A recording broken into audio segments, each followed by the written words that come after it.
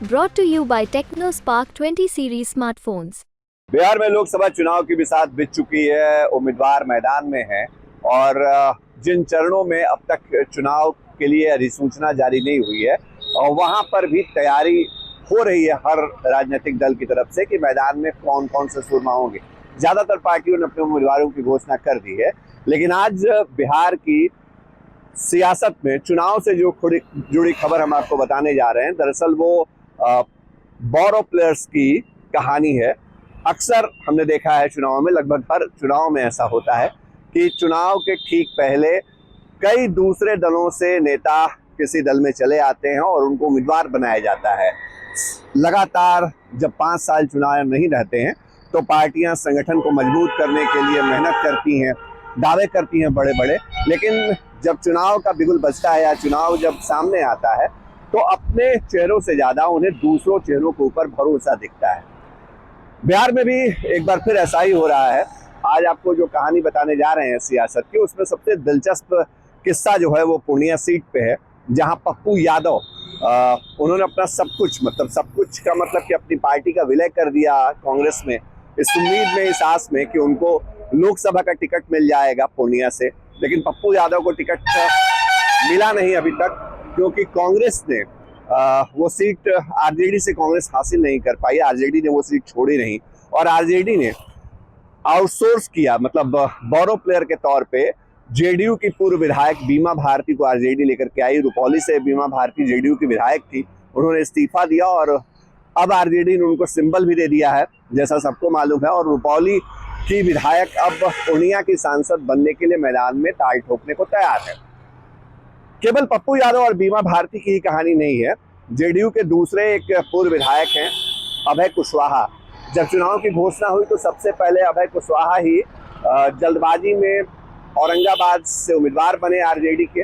उन्होंने जेडीयू से इस्तीफा दिया और इस्तीफे के बाद वो औरंगाबाद से उम्मीदवार बन गए। इसी तरह कई दूसरे दलों के नेताओं के साथ भी ऐसी ही बात देखने को मिली है। आरजेडी के साथ साथ जेडीयू भी इस रेस में पीछे नहीं है।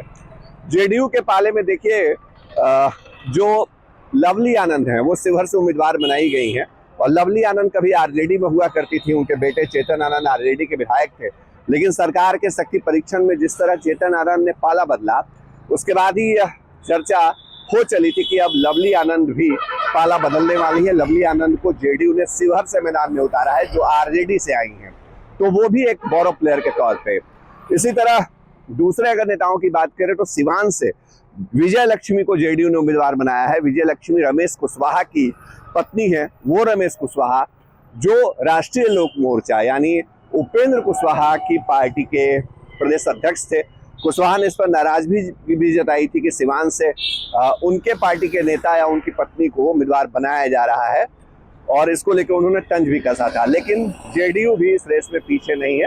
बोरो प्लेयर्स के सहारे जेडीयू भी पॉलिटिक्स आगे बढ़ा रही है, चुनावी पॉलिटिक्स। दूसरे दलों की बात करें तो चिराग पासवान की पार्टी, और वहां देखिए संभवी चौधरी की चर्चा है, जो मंत्री अशोक चौधरी की बेटी हैं। हालांकि वो किसी दूसरे दल में नहीं रही हैं।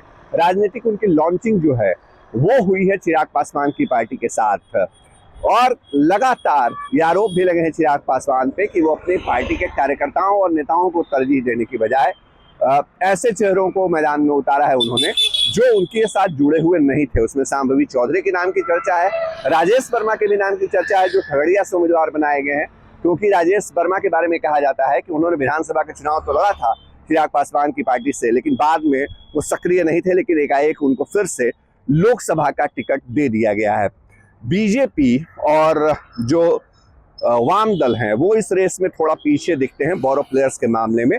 अगर बात करें बीजेपी की तो वहां जिन नए चेहरों को मौका मिला है उसमें राजभूषण चौधरी निषाद एक चेहरा है जो मुजफ्फरपुर से उम्मीदवार बनाए गए हैं। अजय निषाद की जगह उनको टिकट दिया गया है, लेकिन वो पिछली दफे वीआईपी पार्टी के उम्मीदवार थे उस सीट पे। हालांकि बाद में उन्होंने बीजेपी पहले ज्वाइन कर ली थी। वो बीजेपी के मौजूदा वक्त में संगठन में पदाधिकारी है और यही वजह है कि ये नहीं कहा जा सकता है कि जो बीजेपी है उसने बोरो प्लेयर्स के सहारे मैदान में उतरने की तैयारी की है। वो ऐसी करती दिख रही है। राजभूषण चौधरी निषाद पहले से बीजेपी में रहे हैं। बाकी सभी दलों में कमोबेश यही कहानी दिखती है। वाम दलों ने अपने पूरे कैडर को भरोसा दिया है। जहां भी उन्होंने उम्मीदवार उतारे हैं, चाहे वो 5 लोकसभा सीटें हों या अज्ञाओं की सीट जहां विधानसभा चुनाव है और माले ने वहां कैंडिडेट एक बार फिर से दिया है, वो भी कोई और नहीं बल्कि पार्टी और संगठन, मतलब उनके कैडर के बीच का है। तो बोरो प्लेयर्स की कहानी क्या वाकई एक बार फिर सूट करेगी बिहार में अलग अलग राजनीतिक दलों को? क्या उन्होंने जो भरोसा जताया है अलग अलग चेहरों पर जो दूसरे दलों से लेकर के आए हैं, वो चेहरे कमाल करेंगे या फिर जो उनका ये कार्ड है वो फेल हो जाएगा? इसका फैसला जनता करेगी। चुनाव नतीजे आएंगे 4 जून को। तब तक इसी तरह की खबरें आपके लिए हम लेकर के आते रहेंगे, दिखाते रहेंगे। हमारी खबर आपको कैसी लगी कमेंट बॉक्स में जरूर बताइएगा। सहयोगी कैमरा पर्सन नदीम आलम के साथ शशि भूषण, बिहार तक, पटना।